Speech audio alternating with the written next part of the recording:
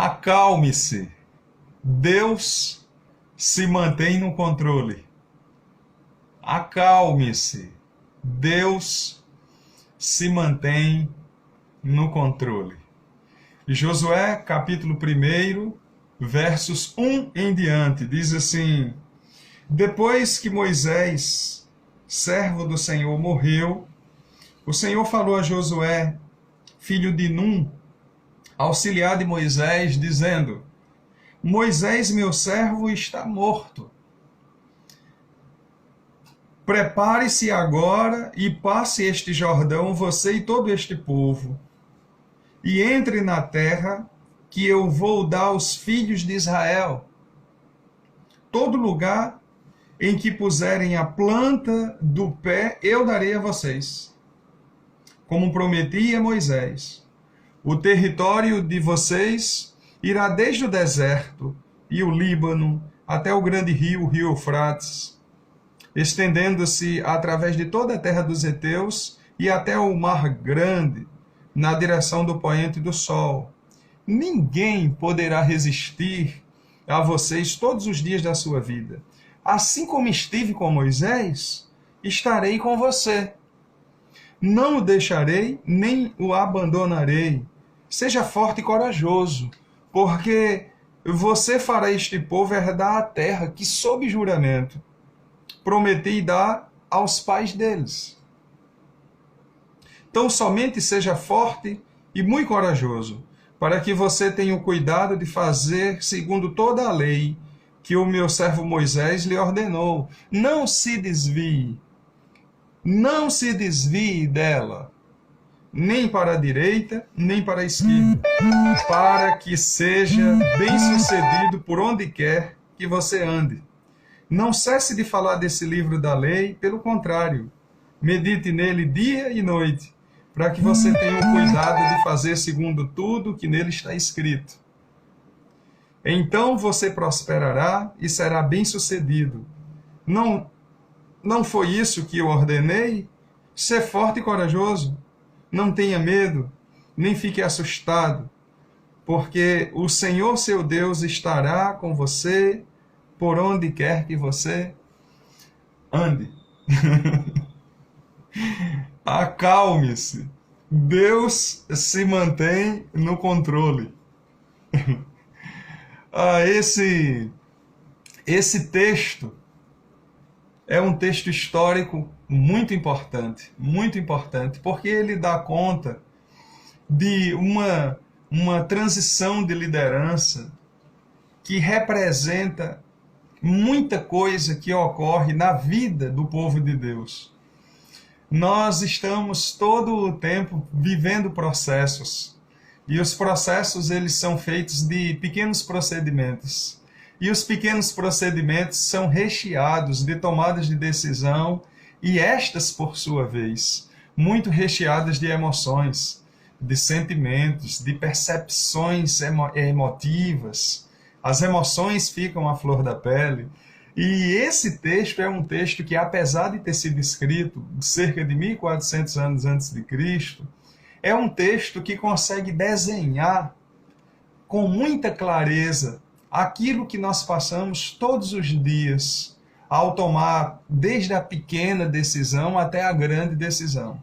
E por falar em decisão, deixa eu lembrar a você que lá no Jardim do Éden, quando Adão e Eva tomam a decisão de desobedecer, de alimentar o seu desejo de desobediência, eles estavam tomando uma decisão que era retroalimentada pelo desejo de estar livre da soberania de Deus, de estarem livres para conhecer o que quisessem, para estar numa linguagem muito rasteira para dizer ser igual a Deus. E eu digo isso porque desde o início, e é isso que eu quero provar para você, desde o início tudo que queremos é de alguma maneira não aceitar que Deus é soberano, não aceitar que Deus governa, não aceitar que Deus ele toma a decisão do jeito dele, A única razão para que Deus faça alguma coisa é única e exclusivamente o desejo dele, é o beneplácito dele. O que faz Deus tomar uma decisão é a vontade dele, independente do que quer que pensemos. Mas de lá para cá, tudo que fizemos o tempo inteiro foi tentar nos libertar dessa verdade. Aliás, tem inclusive um autor chamado Osho, que dizem que ele nunca escreveu nada, mas falava muita coisa e as pessoas escreviam, e Osho escreveu, entre aspas, publicou uma ideia em seu tempo, que em letras garrafais era liberte-se de Deus. Essa leitura de Osho, por exemplo, certamente é uma leitura que representa muito bem o coração do homem que é originário do Jardim do Éden. De lá para cá, tudo que fizemos, tudo, cada uma das decisões, cada um dos procedimentos que formataram os processos de desenvolvimento da sociedade, cada um foi pensando em nos libertar dessa soberania de Deus. Muito bem, ocorre que Deus escolheu um povo para si dentro de seu beneplácito. E louvado seja seu nome, porque ao escolher esse povo, ele deu a esse povo o entendimento de que ele deve permanecer no controle das coisas. Ele deve permanecer sendo soberano. Ele deve ser a última palavra, como também a primeira, o alfa e o ômega representado no Cristo ressuscitado. Ele é e sempre será aquele que toma a última decisão. Veja bem, eu estou fazendo, nem entrei no texto ainda, porque estou empolgado no tema, para lhe dizer o seguinte, que quando Deus escolheu um povo, no meio de um povo mau, ímpio, perverso, e um povo contaminado com uma doença desgraçada chamada pecado, ele pega esse povo e ele coloca nesse povo um dom belíssimo. Que dom é esse, José? É o dom de entender que quando Deus é soberano na minha vida, quando eu entendo a soberania de Deus, eu, na verdade, estou vivendo o melhor dessa terra. Porque ao entender que Deus é soberano, não é aceitar, porque não é o homem que aceita, é o Espírito Santo de Deus que nos convence do pecado, da justiça, do juízo, como está lá em Romanos, capítulo 8, a criptonita dos arminianos, né? Lá em Romanos capítulo 8, Deus nos escolhe, Deus nos predestina, Deus escolheu para si um povo, e esse povo, ele entende que a soberania de Deus é uma coisa boa, não é uma coisa limitadora. É o pecado que faz do homem um ser ansioso por ter liberdade, por querer escolher o seu futuro, escolher o seu caminhar. Pois bem, ao sentir que Deus é soberano e viver isso na nossa vida, nós estamos confirmando que fazemos parte de um povo que ele escolheu. Eu vou já entrar no texto, mas deixa só eu falar mais uma coisa que me vem à mente agora. Ontem eu estava, ao entardecer, aqui em casa, na varanda, contemplando ainda as primeiras estrelas que estavam aparecendo. E eu estava com o Juninho, meu filho. E nós estávamos contemplando o céu. E ele disse, que coisa linda, pai, é o céu. Como é que alguém pode admitir que isso foi criado do nada? Que não existe Deus, que Deus não faz, que Deus não criou? Como é que pode se admitir que isso veio assim, no Big Bang, num estouro, numa mistura de uma sopa nutritiva com carbono, hidrogênio, oxigênio, nitrogênio, fósforo? Ele não citou todos os elementos? Eu estou parafraseando. Mas o fato é que ele dizia, como é que alguém pode não aceitar que existe um Deus que é soberano e que faz isso? E aí a minha resposta para ele está muito dentro do que eu quero pensar hoje com vocês. Eu disse, porque as pessoas que não entendem isso, infelizmente, não foram agraciadas com a escolha de Deus. Deus não as predestinou, ao menos dentro da nossa percepção do hoje, do agora. Algumas que hoje não aceitam, amanhã podem passar a aceitar. E se isso acontecer, é porque Deus predestinou, Deus escolheu. E é um grande dom, irmãos. É um grande dom poder aceitar, entre aspas, a soberania de Deus. Repito, ninguém aceita. O dom de Deus nos toca e nós cremos. E quando nós cremos, nós entendemos que Deus se mantém no controle. E eu já começo dizendo o seguinte: por que eu não coloquei assim, acalme-se? Deus está no controle. Deus tem o controle. Porque eu acho que essa frase com o verbo estar ou com o verbo ter não contempla a realidade dos fatos. Porque dizer que Deus tem, pode ser que alguém interprete numa hermenêutica contorcionista a ideia de que alguém deu a Deus o poder. Pode ser que dizendo que Deus está no controle, alguém possa entender que alguém colocou Deus no controle. Mas quando eu digo que Deus se mantém no controle, é porque Ele é o próprio controle. Ele não tem apenas o controle nas mãos. Ele não está com o controle. Ele é o próprio controle. Ele é o todo que dá sentido àquilo que a alma humana, a consciência humana não consegue abstrair sem fé. E eu volto a dizer o que disse há 5 minutos atrás. Acalme-se diante desse introito todo. Acalme-se, porque Deus se mantém no controle. E se você entende o que eu estou dizendo, é porque você faz parte desse povo. Você foi selada pelo Espírito Santo. Se você ainda não entende isso, faça uma oração hoje, até o final dessa reflexão, e diga: Espírito Santo, vem, mora no meu coração, transforma a minha vida e me ajude a ver coisas que com esses olhos eu não posso ver. E Deus certamente falará com você. Vamos entrar no texto agora? Veja o que é que o texto diz sobre Deus se manter no controle. E por isso eu digo: acalme-se. Veja que no verso 2, ele diz: Moisés, meu servo, está morto.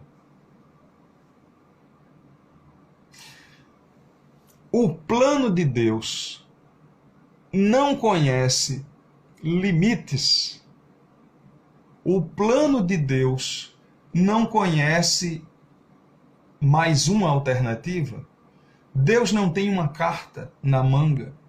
Como eu já disse noutra ocasião, Deus nunca é surpreendido, Deus não é pego de surpresa. Não existe um ops para Deus. Mas lendo esse texto, parece que é exatamente o que está acontecendo.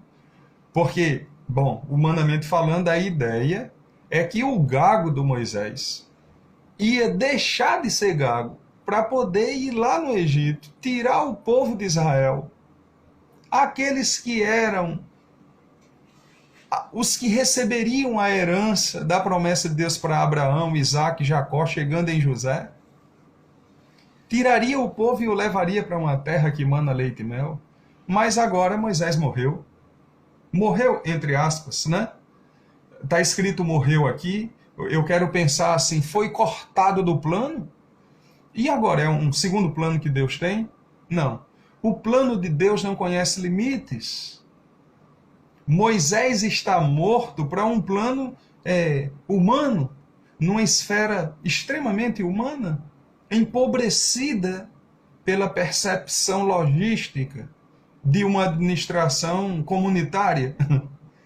Eu diria que o grande líder como Moisés morreu, e isso pode ter sido um tumulto para o povo, mas para Deus não. Por quê? Porque não existem surpresas para Deus. Você precisa entender que você precisa se acalmar, porque Deus se mantém no controle, mesmo quando tudo parece que não está acontecendo como programado. Porque quando não está acontecendo como programado, aí que Deus derrama da sua graça, derrama do seu poder, da sua misericórdia. Deus se revela. Lembra do apóstolo Paulo, que chega e pede a Deus: tira esse espinho da carne, 3 vezes, foi lá, pediu, e Deus disse, eu não vou tirar. Se eu fosse parafrasear aqui, eu diria assim, Deus diria alguma coisa do tipo, rapaz, ó, deixa assim mesmo. Porque isso é surpresa, Paulo, para você, para mim não é não. Não existem obstáculos para Deus. Não existem obstáculos para o plano de Deus. Ao contrário disso, veja o que acontece. Ele diz, Josué, é o seguinte, meu filho, Moisés, o meu servo, morreu. Agora, você vai ser usado por mim para fazer esse povo passar o Jordão. Nossa, que desafio, porque, primeiro, o povo não sabia nadar, né? E a caminhada era muito grande. E o deserto e tudo mais. E outra coisa, olha a ousadia de Deus. Olha o ousado amor de Deus para o povo. Olha só. A Bíblia diz que Deus disse assim para Josué: você vai fazer esse povo passar. Vai passar esse Jordão. E quando passar, aonde pisar a planta do meu pé, eu vou dar para vocês. Deus tinha a escritura da terra? Tinha. Eu não sei se vocês sabem, mas está lá escrito. A gente leu agora há pouco. Mas se você quiser fazer um recapítulo dessa história que eu estou parafraseando, lá em Deuteronômio, capítulo 7, verso 1, vai dizer que essa terra que Deus estava dizendo que estava dando para o povo, já pertencia a Sete. Eu acho que essa foi a primeira desapropriação da história da humanidade. Deus desapropriou. Está lá, dos heteus até os confins. Foram 7 povos. E Deus diz para Josué o seguinte: meu servo morreu. Eu não estou dizendo para você que é problema, Josué. Deus conversando com Josué. Meu servo morreu. Eu estava com ele. Agora ele morreu. Sabe o que é que vai acontecer? Eu vou usar você e vou levar você para um lugar que é muito bom. Agora é assim.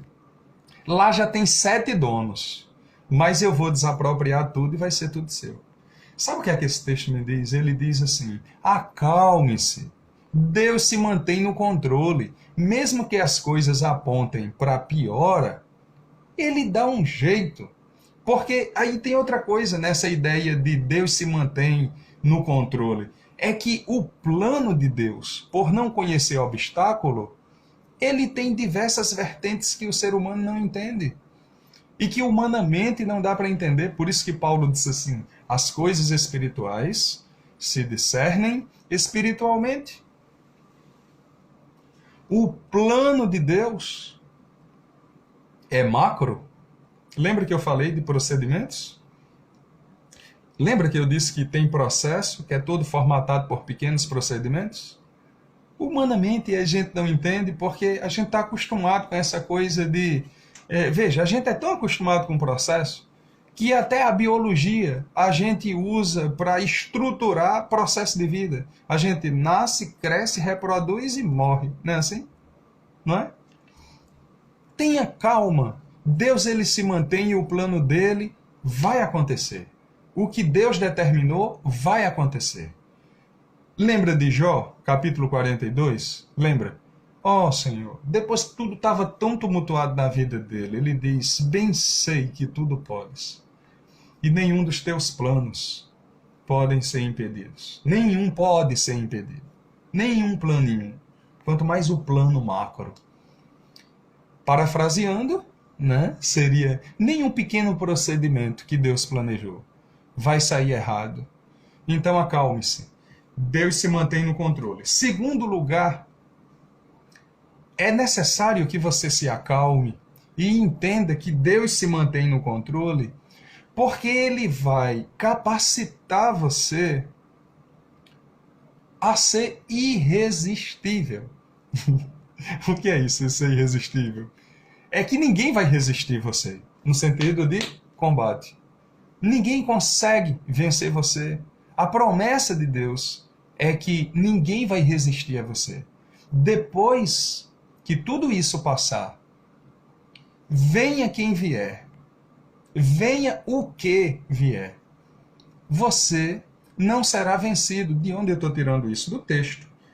Verso 5 diz assim: ninguém poderá resistir a você todos os dias da sua vida. Assim como estive com Moisés, estarei com você. Não o deixarei, nem o abandonarei. Oh, meu irmão, minha irmã, acalme-se. Deus se mantém no controle. Ele se mantém no controle. E Ele vai capacitar você. Entenda, Ele vai capacitar você. Agora, tem uma coisa que eu preciso dizer para os críticos de plantão.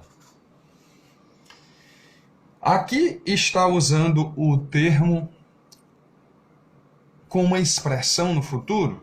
Ele diz: ninguém poderá resistir.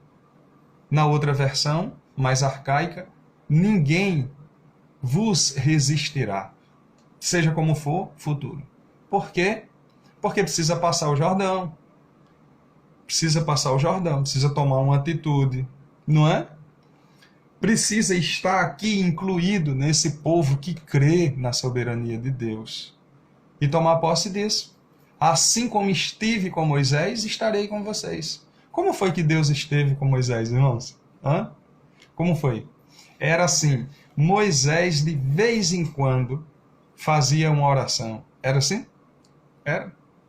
Quando Moisés estava em apuros, aí ele buscava a Deus. Era assim? Não.